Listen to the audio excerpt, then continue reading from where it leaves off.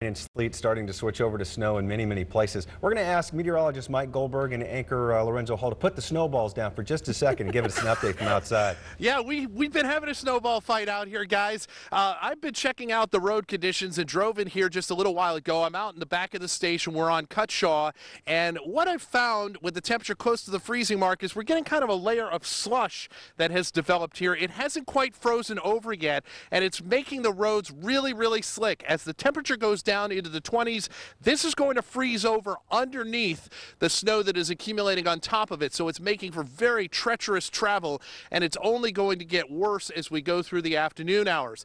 People are spinning out all over the place because they just can't get the traction. That's due to that layer of slush that is starting to freeze over underneath.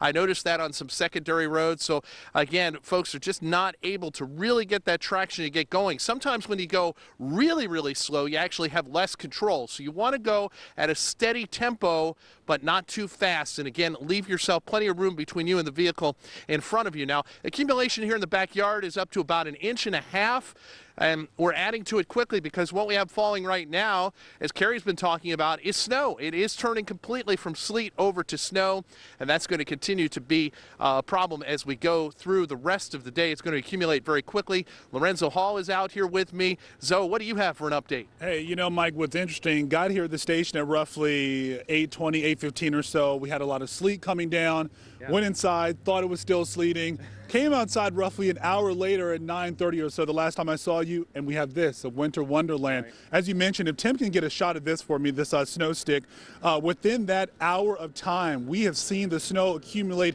quickly here, again, nearing the 2-inch mark here outside of CBS 6 in the Museum District. Now, I've been talking with a lot of you on social media as well throughout the morning. It starts to get boring after a while when you're in the snow as an adult for more than an hour or so. So I'm hoping that some of you can keep me entertained by telling me what you're doing during this snow day, whether you had to go into work or perhaps staying at home with the kids.